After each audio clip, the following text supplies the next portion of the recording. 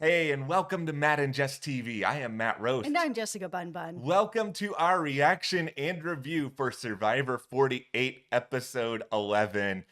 Okay, we are all going to be honest with each other in this video because I like to think that that's what we do here. We're a place of loyalty and honor and integrity, and we will be honest in saying this is probably, as of right now, the worst season of the new era when it comes to just excitement. This is a Survivor snooze. I said this last week, the week before, just feels like we're just going to the end with Joe and Eva and one of them's gonna win. Yeah. Like nobody is making any kind of moves. It's like, oh man, is it too early at the final 7 when we have the votes to get out Joe?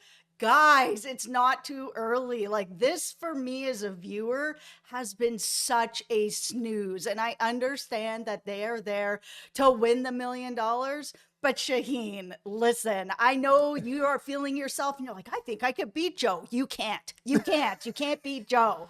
Kyle, oh yeah, we'll make it to the final 4 together. I really like him. You also can't beat Joe. Why are you guys just giving Joe $1 million?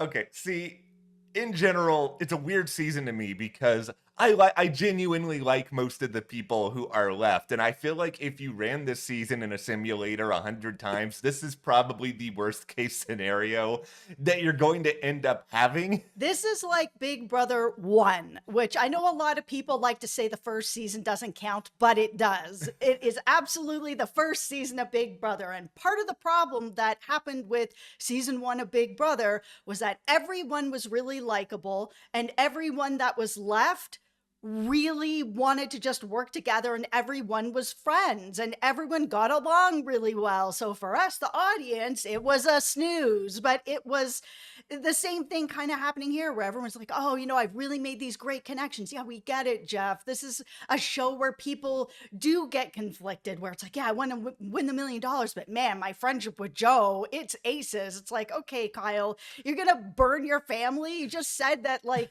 you're about to get married. Like, why is Joe's feelings more important than your home? I don't understand it. I'm sure there's probably more going on than what we're seeing. Like, I get that. So anybody who wants to put in the comments, oh, we're not seeing the full picture. Yeah, we get it. Course. We're not seeing the full picture. Like, that's abundantly clear. But still, we have to call it like we see it. And what we're seeing right now is a very lackluster post-merge game where there's a lot of people who aren't acting in their best interest. Now, with all of that in mind, and I might be saying this because I've reached the point of this season where I'm just desperately trying to amuse myself, there were a couple of funny moments in this episode, including what I may very well say is the most unintentionally funny Survivor moment I've seen in quite some time. Are we talking about David's standing ovation? David, I have a message for you. We are not witnessing Sandra Diaz Twine being voted out of the game. This is Mary. No offense to Mary. You do not need to give her a standing ovation. Mary is not walking to her death. What are you doing? I think it's just he feels like she is the only person that was really loyal to him. And so he wants to give her the best kind of respect he can, which is a standing ovation. Mary was never going to win this game as much as I enjoyed watching her play. He looked so serious when he was He's doing so this. mad. The thing that I was watching, Star's face when he was doing this, she looked like she wanted to laugh so hard. They all looked like they were laughing. I saw almost every one of them cover their mouths and doing this. I was just like, okay, I get it. It is so ridiculous. It is so ridiculous. It is so dumb. There are some fun moments in here, and it's like, once again, a lot of people this season who I think are likable and interesting. I'm just frustrated with the way in which this game has gone. But we're going to try to break down why this is all happening. We're also going to try to break down a fundamental thing you should remember in Survivor, where you may not be wrong with the point that you're making or the thing that you're saying, but that doesn't mean you need to say it. And now, before we go any further, be sure to hit that subscribe button because, yeah, we're going to be here through the rest of Survivor 48. Let's Mhm. all cross our fingers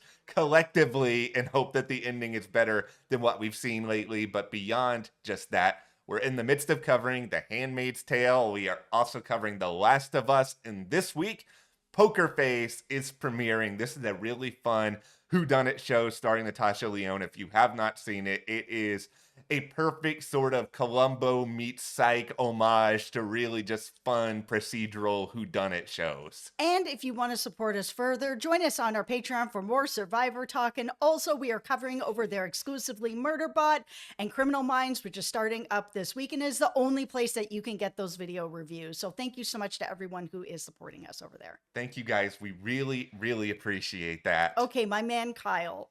Okay. Listen, I am still Team Guyana. I still believe in you guys. I still want to see one or both of you guys at the end, but it is starting to feel less and less and less like that is going to happen because Kyle is on a fence of his own making and he's been on it for a long time. And he's admitted that he knows that he's on it, that he's part of this really powerful alliance, but Camilla is his number one since the beginning, and he's been able to protect everybody. The numbers are down. There is no way to do this anymore. He does need to pick a lane, and it seems to him that it's more about who he's most sort of loyal to or who he has a deeper connection with instead of who's going to get him to the money, because sticking with Joe is not going to get him the money. He'll be placing fourth probably. So, but if he goes with Camilla, he may actually be able to beat her. You know, one of the funny things you said at the start of this season is that you wanted Kyle and Camilla to be co-winners and you wanted them both to get the... I think Kyle may actually think that there are co-winners of this season at the moment with the way that he's playing. Like, I really like Kyle as a person. I'm going to channel an iconic quote from Stevie from Australian Survivor. This is seasons ago. Don't spoil any modern seasons for me. I'm still behind. But Stevie famously said, "You want loyalty, get a dog," which is one of the greatest loyalty-related quotes of all time. And it's just like, Kyle, this is not what this game is about. And I want to sit here and play the blame game because I want to make somebody responsible for what we're having to watch at this point. And Kyle, you do shoulder some of the blame because you are doing the Tim Robinson hot dog meme. You don't know who the person is who put you in this situation when it's you. You have to do something in Survivor at some point. Well, here's the thing is like, he's saying that he's loyal to the four, but he's actually really loyal to Camilla. That really is the person he has shared all the information with. She has shared all her information. They are number ones. Him being with this other group, he hasn't shared with them that Camilla's is number one. He hasn't shared anything that Camilla is saying over here. He feels like he's on the fence, but he's not on the fence. He's long made the decision that he is with Camilla. So just be with her while you have the numbers. And now that you voted out Mary, and I understand Kyle being like, I don't know if I trust Mary. Of course. Yes, I get it. You don't have much of a relationship with her. Of course, you don't want to just tell her, yeah, I'm thinking about it, because that blows up your game. Yeah. But you can lean on Camilla then to kind of work that out so that you guys can just get out Joe. I think this was Kyle lost the game. I'm worried about that too. And I will say this. I will try to play devil's advocate for you, Kyle, because I do like you and I want to believe in my heart you are thinking with your own self-interest. So I'm going to put on a tinfoil hat here. Yeah. What if Kyle, because he did tell Camilla the truth about his job. Like he said, I'm a lawyer. So I think you're right. I think Camilla is his true number one. What if Kyle did want to do this and the person who we really should be blaming is Mitch? Because here's the thing I was thinking about while I was watching this. We never saw a direct conversation with Mitch about the vote during this episode. And we saw that scene in the last episode where we both came on here and were ready to burn Mitch's game to the ground, where Mitch has serious trust issues. What if Mitch still didn't want to make the move? Kyle was maybe willing to do it, but then Mitch ended up just stopping it entirely. It's possible. We can be what if until the end of time. But if they don't show it to us, how do we know that that could be a thing? It could be, it could not be. They may be wanting to tell the story more from Kyle's perspective because Kyle is probably not going to win the game. Okay, so we're gonna give Kyle some blame based on what you said, the edit that we've seen. I'm going to retroactively give Mitch some blame as well. Okay, Shaheen, I'm also giving you a little bit of blame because it doesn't seem like you were altogether excited to make a move either. Because if the situation did arise where Kyle was interested in making a move, maybe he only would have made it if you were interested in making it, and then you weren't interested in making it either. And this is the other problem with this episode is how delusional everyone is being. Like, you already went into this with Shaheen, who... Oh my goodness, Shaheen. Shaheen, you have already been delusional and thinking that, like, you and Camilla have, like, this instant connection that's going to take you all the way when Camilla's really closer to Kyle than she is you. But now, also this, you can't go to the end...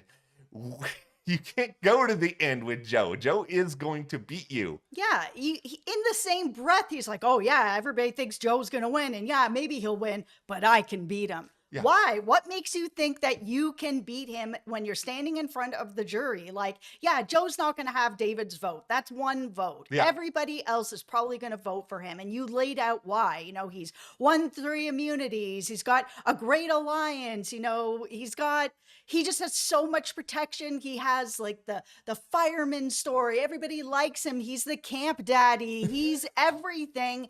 And Shaheen, what do you have under your belt? You're sitting there being like, I don't have any immunity wins. And I understand that wins are not everything, but they are something. They're not nothing. Yeah. So, you're still going up against someone who's won a bunch of times. You've won no times. You haven't made any huge strategic moves to get out your biggest competition. Instead, you're like, yeah, I'll ride to the end with Joe and hope for the best against Fireman Camp Daddy. Good luck. I'm gonna put on another tinfoil hat here. This is a tinfoil sponsored video, not really, but okay. I think that what might be happening here, and I'm just trying to understand the madness. That's really all I'm trying to do. Is that maybe this is a situation where a lot of these people outside of the Joe and Eva alliance would be willing to make a move conditional on the fact that everyone outside of Joe and Eva is willing to make the move. So maybe there was a situation where if Mitch, Kyle, and Shaheen were all collectively game to do this at the same time, they'd all want to do it because nobody wants to deal with the blowback from whoever ends up surviving. And if this is a 4-3 vote, and let's say Joe ends up being voted out, then you have Eva still there, and who else was still there on that side as well? And then that's like 2 people who are angry at you as opposed to 1. But that's still an incredibly cowardly way to play Survivor when you should be trying, in theory, to win the game. Yeah. Okay, let's talk about Eva and how bold she is with everything, because she went on another boat ride where she gets another advantage possibly. But when she sees what it is, she's kind of like, I don't need that. I have all the advantages. I'm like, oh my God, it's such a snooze. And for her to come back to the beach, and I understand she has played this game this way. Yeah. So it makes complete sense. She is going to come back and tell the truth. I wanted to keep my vote. The advantage doesn't do me any good. I'm the person with the idol. I'm sitting on everything. I don't have to do anything. It feels just too confident. And nobody is looking to get rid of her. She's not wrong, right? So it's kind of like, what is giving her this position where nobody wants to target her? She is sitting on a pile of advantages. Even the whole Mary, I'm going to put Joe's name on there, and just oh, maybe she has an idol. Why would you think that? Everyone knows where all the advantages are at this point, mostly. And everybody knows that Eva has the idol. So what are you concerned about? It was so frustrating. As soon as they open the rocks, it's like, oh, Eva again. Yay. It was just oh my goodness. She has so many advantages that she's like, I don't need any more. I'm good. I'm just going to, play this at the final whatever. If I have immunity, I'll just give it to Joe. We're good. Big bang. I'm like, wow, this is such a snooze. Okay. Once again, we're going back to the random generator here, because once again, worst case scenario, because I know we all had a lot of suspicion around, what happened with the previous advantage and where Eva was sitting and all of that drama that came into the whole, whatever it's called, the peace out advantage. I can never remember its actual name that she has. And that Yep. one was really, really frustrating for those reasons. Like this, as far as we know, was just pure luck. And it's just pure bad luck that Eva, out of all the people, ended up going on this. Because if somebody else had gone on this and was able to win this knowledge without power, they could have actually taken the idol away from Eva, which would have been this huge game-changing move. And so I want to imagine, I know production probably is invested in Eva winning because she is a great story and Yes. she's an inspiration and all of that. But just from the standpoint of good TV, like, don't you want there to be some adversity? Like, I got to imagine somebody might have been kicking themselves when it's like, oh, who got this? Oh, it's Eva. So that entire advantage is completely out the window now. The problem with this advantage is that no one outside of Mary, I truly believe this, and you guys let me know in the comments if you agree or disagree. No one outside of Mary would have taken that idol from her. No one. It's really, yeah, it's It hard. puts such a huge target on your back right at the end. And I think Mary's the only person that would have been desperate enough to take it. Mitch thinks he's part of the group. He's fine. Everything's great. He's not making a move. So he was never going to do that. Camilla just won immunity. She feels really good in her position with Kyle. She's not going to take it. Anyone that's in the four, not going to take it. So this whole boat ride, and who was going to get the purple rock? If it wasn't Mary, it doesn't matter.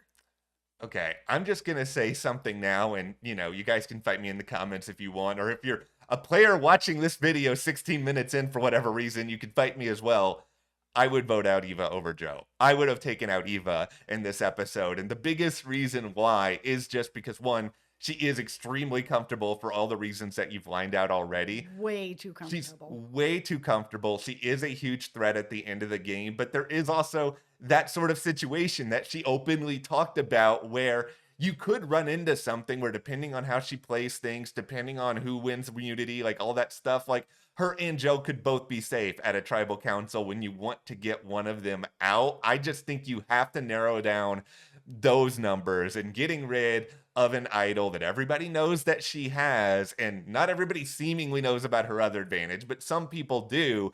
Don't leave both of those things in there. Yeah, Joe wins a lot of immunities, but he didn't win this one. He's probably not going to win every one the rest of the season, knock on wood on that. So it's just like, I think you might have another opportunity to get rid of him, but if you're leaving in all that power plus Eva's story, I just think that is too big a hill to climb. And Eva was very honest about how she's going to deal with it anyways. By the time it's like, oh, it's the last time I can use this idol. Well, whichever me and Joe don't have immunity, the other person's going to have the idol. So you're not going to be able to get us out then. So Yeah. now what? I It's just like, it's so frustrating to watch this happen that nobody is really targeting Joe. Everybody's afraid, and zero people are looking at Eva, and Eva is basically able to just walk around and be like, I have so many advantages. I just didn't need any more. What am I going to do with all these advantages? I'm like, girl, I can't with this. Yeah. I can't. Okay, this is the part of this that makes me the most sad. Is just like, I am a huge Joe fan. Like, I really, really like Joe Joe. is great. He seems like a great dude, and it's just because of the way that this show is working. I think a lot of us are so psychologically ingrained to want to root for underdogs because that's just the way that it is. It's like, I consider myself an underdog in life, so I'm always gonna want to root for the people who are on the outs. And it's like, yeah, I want Joe to win, but I want there to be some adversity. And I don't think Joe is playing a bad game at all. I think he's No. playing a really amazing social game. The idea that people don't want to get rid of him at this point is incredible. Mind boggling. I don't think Eva's playing that great a social game. Like, I think she's playing okay, but everything you've already sort of lined out, like her openly explaining things like this, acting too comfortable. Like, I know a part of this is who she is. I know a part of it's consistent with the way that she's been playing Yep. all this time. Yep. But there is this risk that doing all of this can come across a little bit more as arrogance. And that's kind of it's a fine line. You have to be very careful to not walk over. And I think Joe, especially with him being the like enormous physical threat that he is, I think he's done a pretty good job of mitigating that. Yeah, he's done a very good job socially. I think Eva's done a decent job socially. I think people do really like her, but some of what she says does just come off as too confident in things. That conversation last week where she sat down with Mary and was basically like, "Oh, I told everybody we can get rid of you whenever." I was Yeah. like, "Wow, that's super rude. Like, why would you say that?" I understand, she works on honesty and I respect that. I Mhm. like to work that way too, but like at the same time, when you're in a game like this, you don't want the targets to know that they're going to go home. You want them to feel okay and comfortable so that you can take them out when you please because you are this powerful in the game instead of being like, "Oh yeah, I told everybody we can get rid of you whenever we feel like it." I'm just like, "Wow, that's really crappy for Mary to have to sit there and be like, "Wow, I guess that's the way it's going to be." And it is. Eva's Yeah. not wrong. Okay, let's shift everything over to Mary because this is where we get into the point of this program where we discuss you may not be wrong, but you still don't need to do that. Mary, you may not be wrong that nobody is taking you on rewards. You may not be wrong that you are obviously on the bottom. That doesn't mean you should hoard all the coconuts, that you should have improper coconut etiquette. If you're making Camilla mad about this, Camilla's not even in the alliance that's primarily against you. You do need people to like you, to want you to stay around. Well, I was really confused with the coconut etiquette Yeah, deal, anyways. You guys, if you've been with us this whole season, you know how I feel about people telling other people when they can eat, what they can eat. I think yeah. that that's not okay in any circumstances. And in this case, you've got Eva getting upset that she's chopping up coconuts and eating them left and right. But then on the other side, you've got Mary being like, "I haven't eaten in 8 days. 8 days." And the minute that she said that, I was like, "You haven't eaten in 8 days and Eva's giving you crap about this? Like, that kind of sucks." And then you've got Camilla also being like, "Oh, it's not great etiquette to be eating all the coconuts." But I'm sitting back being like, if I hadn't eaten in 8 days and everybody else has been going on these rewards, everyone else is getting sushi, finally a reward I can eat. All the gluten rewards, Yeah. everybody's eating chicken and waffles, everybody's having everything, and I haven't eaten in 8 days. I am also eating the coconuts.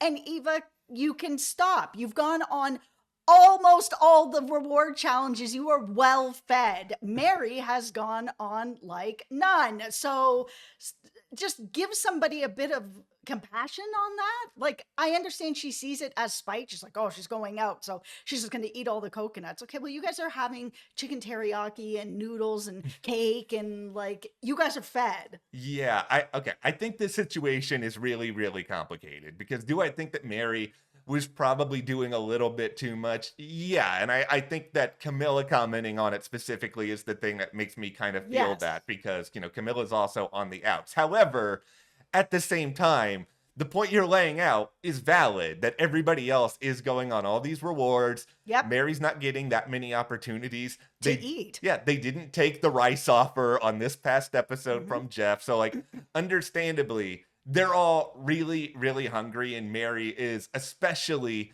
really, really hungry. Like, Yes. should you be trying to be careful if you know you're on the outs to not ruffle any feathers? Sure, but I Yes. also do think there is a little bit of I don't want to say a big brotherness going on here, but we've seen this a lot on Big Brother. I mean, Big Brother 19 in particular, Paul's second season, which was also not good, is a really good example of this, where if you are on the bottom or if you are on the outs, they constantly just try to find something wrong with you and Yep. then, make you look like the worst person ever because of that. And I Yep. think if Mary is rubbing people the wrong way for whatever reason or eating too much food, I think they're all sort of blowing it all out of proportion just so that they have yet another reason to get rid of her. So it's like multi-pronged, I think, in that way. Yeah, it's tough because I understand everybody is hungry and everybody wants food or whatever. But even with the bag of rice, they're like, oh, we don't need it. There's Yeah. only 7 days left. Every challenge seems to have food attached to it. Everybody's basically been able to have some kind of food except for Mary at this point. Yeah. That it's just like, I understand where Mary's coming from at this point. I understand why everyone else is upset, but at the same time, you guys had noodles, chicken teriyaki, cake, tacos, chicken and waffles, the ham and cheese roll-ups, whatever you guys have had. Mary isn't included and she hasn't eaten in 8 days. I hate food shaming. It pisses me off. I get where Mary is coming from. I think she's doing herself any favors in this episode? Not really. I No, think she's not. Okay, here's the other She issue. can quietly Yeah. go somewhere else and eat if it's like a situation that people are going to be mad at her about it. But she's like, I haven't eaten in 8 days. You guys, Eva, you get to eat all the time. Like, I'm just going to go into the woods and, have myself a coconut. Okay, here is where I knew that Mary was officially going to lose this season. And, for everyone out there who likes Russell Hantz, you probably want to stop watching right now. Oh. She went full Russell. She even mentioned it, that she's going to imitate Russell. I'm back. I'm here to win the game, finally. But I can't win the game because I'm a perennial loser. Russell Hantz is a loser. Russell Hantz has not won Survivor. Don't imitate someone who loses. And I will give Russell credit. Russell is a very influential Survivor player. I'm not going to hate on Russell entirely, but Russell will never win Survivor because he's a terrible social gamer who has no understanding of how he makes other people feel. Mary, you need a new Survivor champion. Boston Rob is over there being like, hey, I can help you out over here. Like, pick somebody who is not Russell. Yeah, it felt very much that this was just going to be the way that it was this episode. It was going to be Mary. I know the editors tried all their tricks. Yeah. But the minute that Kyle was still on the fence of his own making, Shaheen's like, I can win over Joe. I was like, okay, this really isn't going to go any other way except for Mary. And the editors really tried, like really tried. Yeah. When Jeff was coming back with the votes or whatever, they had that shot of Joe winking at Kyle and Kyle rubbing his face. I'm like, oh, Mary's going home. They did everything in their power to make us think that there was a chance something interesting was going to happen. Nothing, I knew it. We saw I'll admit, I was actually on board that something might until we didn't see enough with Mitch before Tribal. The moment I didn't see Mitch involved in anything based on what they had shown us last week with him, I was just like, okay, there's no real chance here. I've got my hopes up over nothing at this point. Yeah, it was a snooze. I'm not saying that I don't like anybody. I like everybody that's there. And I think if Joe wins the season, it is well deserved. He's played a really great game, great social game. He's won his challenges. He's had a great alliance. He's got a great story. If he wins, it's going to be a satisfying win. However, it hasn't been a satisfying journey. As much as like the Russell Hantzes out there are not going to win, very entertaining TV. Like if Say was still in this game, she never would have let Eva keep that idol in any way, shape, or form. She would have flushed that out any way she could have. It's good to have players who will do everything they can to win the game. Like, I don't like Russell, but at the same time, Russell did create a lot of drama. Russell did a lot on his season. Say did a ton. Mary, I will at least give you credit that it seemed like you wanted to try to make moves. She tried. Yeah, you tried. I mean, you were clearly upset about the reward, but even then, you didn't flip out like we've seen certain seasons not that long ago for not going on a reward. Like, you're doing some stuff. Now, okay, I have one more note here for Shaheen on the delusional meter, which, yes, we've already commented on his most delusional thing, but his second most delusional moment on this episode is him with Joe in this conversation where he is sort of trying to be like to Joe, I've had votes on me before, and, I didn't flip out, so you shouldn't flip out. You just like, Shaheen, no offense to you, you're not as big a target as Joe.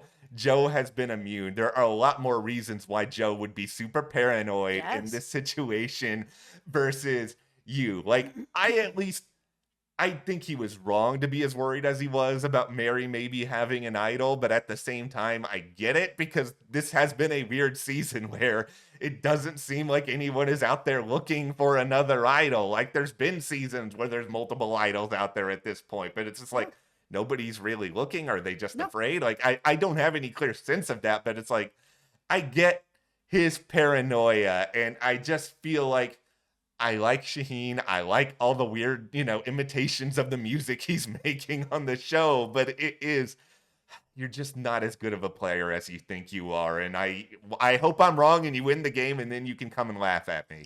I just feel that they know that there's nothing else out there. And that's why nobody's looking. I don't think anybody's afraid. Mary's not afraid. Mhm. Mary's afraid of nothing. Mary would have been out there every single day. She was having say runner downs in the jungle. She doesn't care. She would have absolutely been looking if she thought anything else was out there.